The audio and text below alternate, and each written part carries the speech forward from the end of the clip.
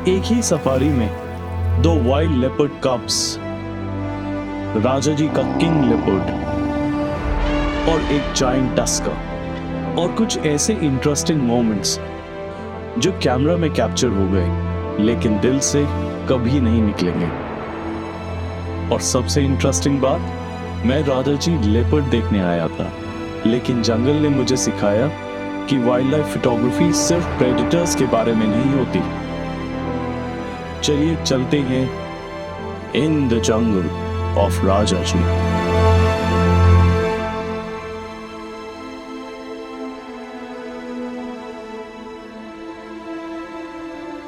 सुबह सुबह दिल्ली से हमारी जर्नी शुरू हुई।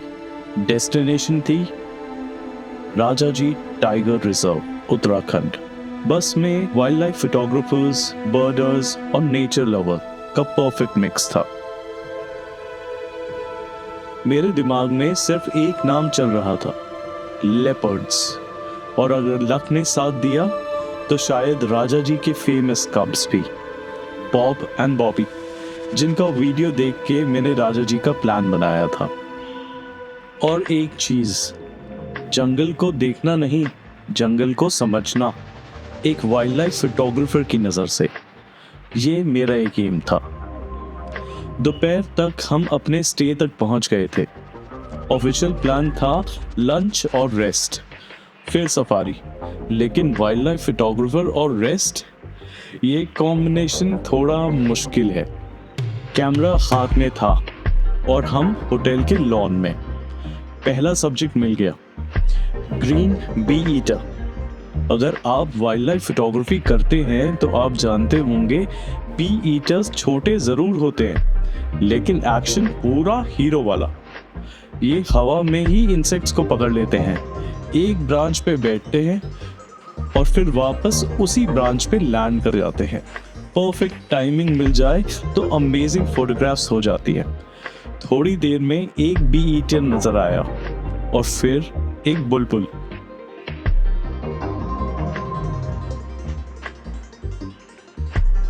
तभी एक जबरदस्त आवाज सुनाई दी।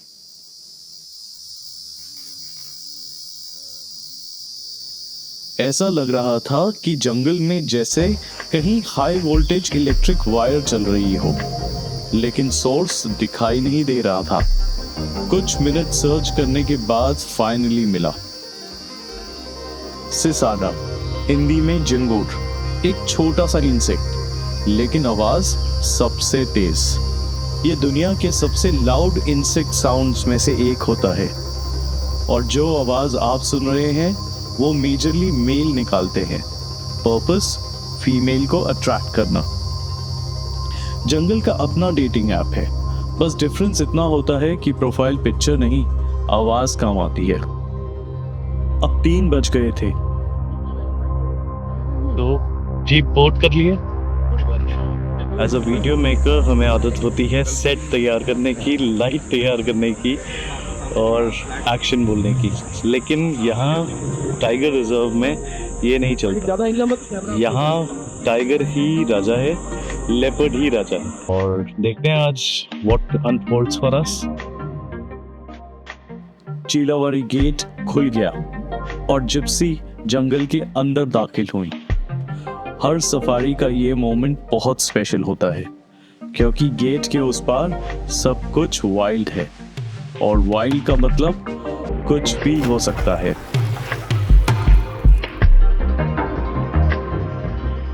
एंट्री लेते ही हमने देखा रोड के किनारे एक हर्ड, स्पॉटेड डियर या चीतल। इनको देख के लोग अक्सर आगे बढ़ जाते हैं, लेकिन ये जंगल में सबसे इम्पोर्टेंट एनिमल्स में से एक है। ये जंगल का सीसीटीवी कैमरा होते हैं। इनकी आईसाइट और हियरिंग बहुत स्ट्रांग होती है, और जब प्रेडेटर आसपास होता है तो सबसे पहले यही आवाज लगाते हैं, अलार्म कॉल देते हैं और बाकी सबको चौकन्ना कर देते हैं। उस वक्त सब शांत थे, और उसका मतलब अभी जंगल रिलैक्स है।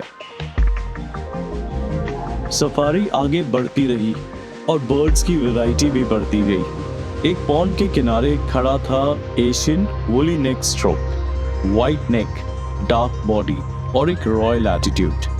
हम उसकी फोटो ले ही रहे थे कि तभी उसने अपने विंग्स खोले। और सच बताऊं, जब इतना बड़ा पक्षी फ्लाइट लेता है तो एक सेकंड के लिए सब कैमरा और आंखें उस पे ही टिक जाती हैं।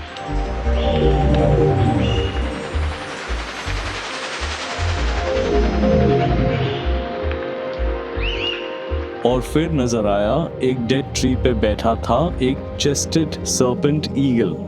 अगर आपको कभी लगता है कि जंगल में कुछ नहीं चल रहा तो ईगल को देखो, वो घंटों वेट कर सकता है। बस एक स्नेक या एक लिजर्ड की मूवमेंट चाहिए।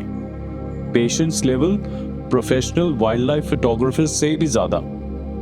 और फिर दिखी हमें एक छोटी सी पाई बुश चैट अपना मॉर्निंग कॉन्सर्ट करते हुए, और एक जंगल बैबलर आई और उसने पूरी परफॉर्मेंस इंटरप्ट कर दी।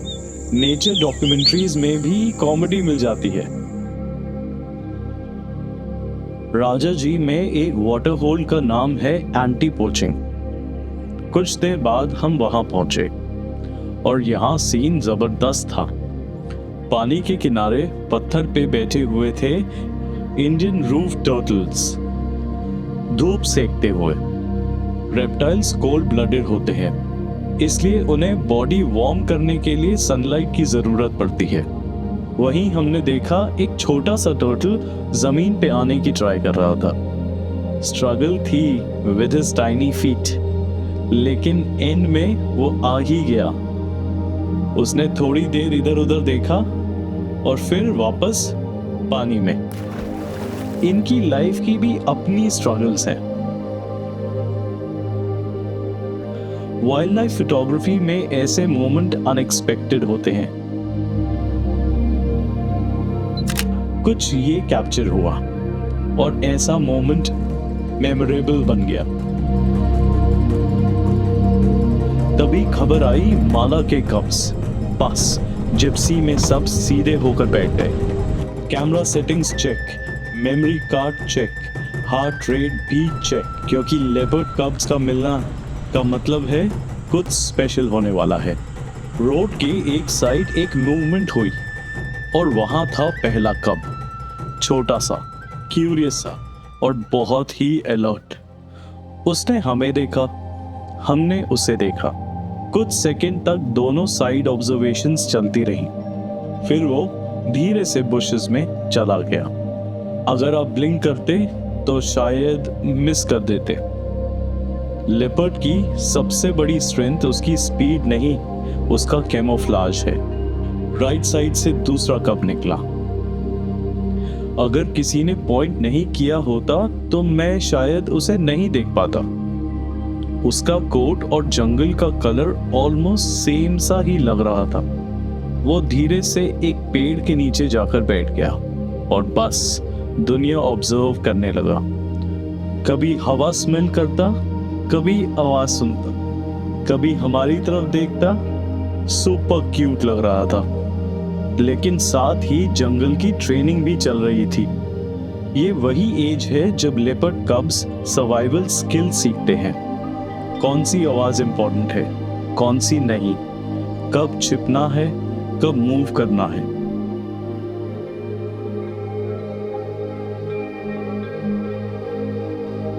तभी मेरी नजर बुशेस के अंदर गई और वहां थी माला, इनकी माँ। दूर से सब देख रही थी, एकदम अलर्ट। कब्स जितना भी कॉन्फिडेंट हो, माँ की नजर उस पे हमेशा होती है। ये कुछ ऐसा था जैसे एनुअल फंक्शन पे पेरेंट्स पर्दे के पीछे से अपने बच्चों को देखते हैं। कुछ देर बाद कब ने एक हल्की सी कॉल दी और बुशेस से जवाब आया। बस सिग्नल मिल गया। कब उठकर जंगल की झाड़ियों में चला गया और कुछ सेकंड्स में गायब, जैसे जंगल ने उसे एब्जॉर्व कर लिया हो।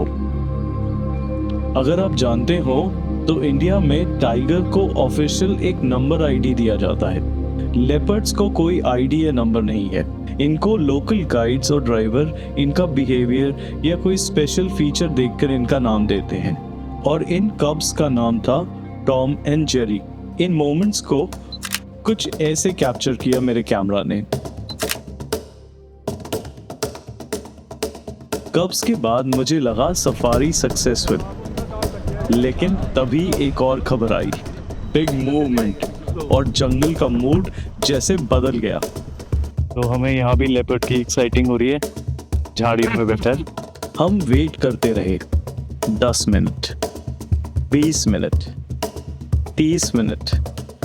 कभी टेल दिखती, कभी रोजेट्स, कभी कुछ भी नहीं। ये वाइल्ड लाइफ फोटोग्राफी का रियलिटी चेक है। एक फोटो 1 सेकंड में मिलती है, लेकिन उसके पीछे का वेट कभी कभी 1 घंटे का होता है।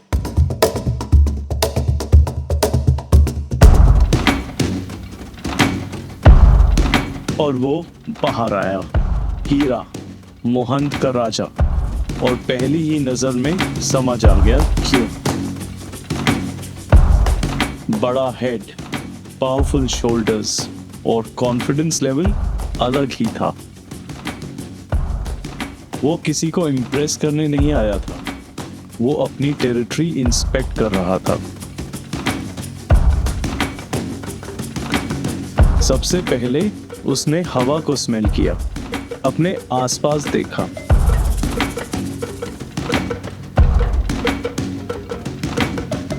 और एक लंबा सा यौन।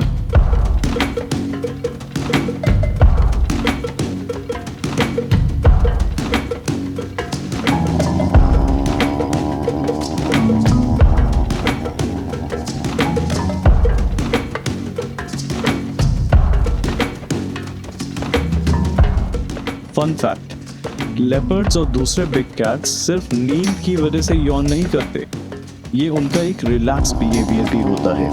और फोटोग्राफर्स के लिए यॉर्निंग लेपर्ड बोले तो जैकपॉट। फिर हीरा ने चलना शुरू किया, सीधे रोड पे, और कुछ मोमेंट में वो इतना पास आ गया कि हमें अपनी जिप्सी पीछे लेनी पड़ी।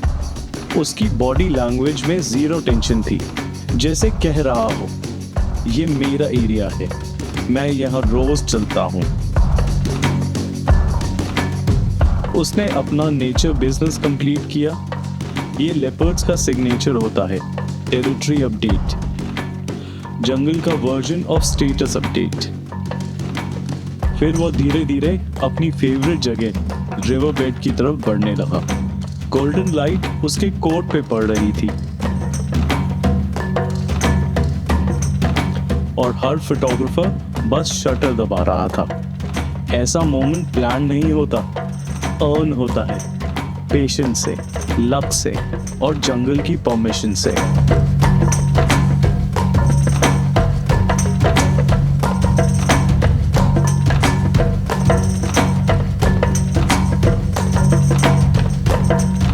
ये था Heera, the king of Rajaji, from my आई।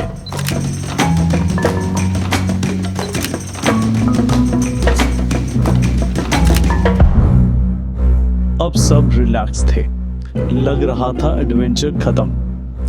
तभी रोड पे एक जाइंट एंट्री हुई। एक बड़ा टस्कर, मैसिव बुल एलिफेंट, बड़े टस्क, बड़ा बॉडी फ्रेम और बहुत बड़ा presence.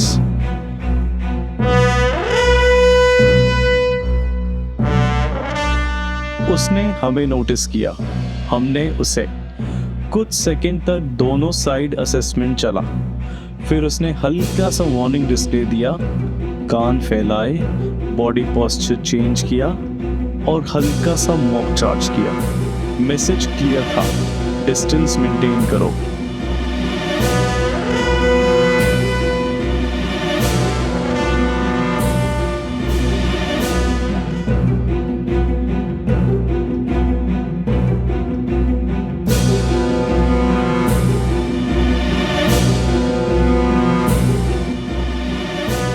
So guys, we have just witnessed a tusker.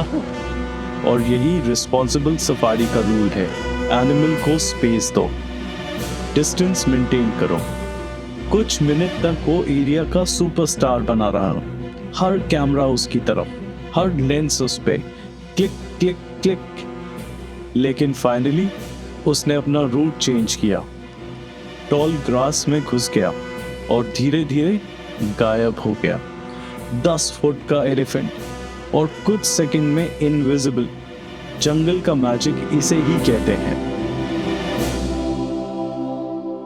एक ही सफारी में birds, insects, deer, turtle, leopard cubs, Heera और एक जायंट टस्कर। मैं राजा जी लेपर्ड देखने आया था, लेकिन पहले दिन ने ही मुझे ये एहसास दिलाया कि वाइल्ड लाइफ फोटोग्राफी सिर्फ बिग कैट्स के बारे में नहीं होती। कभी कभी एक बी ईटर भी आपका दिन बना देती है, और कभी कभी एक टर्टल, और कभी जंगल आपको इतना कुछ दे देता है कि आपका मेमोरी कार्ड भर जाता है, लेकिन दिल नहीं। हमारे ग्रुप में कुछ बर्डर्स थे और कुछ वाइल्ड लाइफ फोटोग्राफर्स। हर किसी का जंगल देखने का नजरिया कुछ अलग था। आप जो कुछ भी वहाँ देख रहे हो, before taking a photograph you should know why it is happening. हो क्यों रहा है जंगल में? अगर एक पक्षी कहीं से उड़ के कहीं जाके बैठ रहा है, या एक लेपर्ड किसी पेड़ से उतर के कहीं जा रहा है, पानी पीने जा रहा है, क्यों जा रहा है, क्या टाइमिंग है उनके, कैसे पूरा उनका जो बिहेवियर है, जब आप वो बिहेवियर समझने लग जाओगे, आपके फोटोग्राफ्स अपने आप बेटर होंगे और आपका ध्यान अपने आप कंजर्वेशन की तरफ चला जाएगा। You don't need to take photos of anything. It is alright if you just go with your binoculars, even if it's like a basic binoculars, it will do. Just go out with your binoculars, come home and enjoy. मुझे एक piece मिलता है, खुद को जो है nature के साथ कनेक्ट करके। It's a kind of meditation.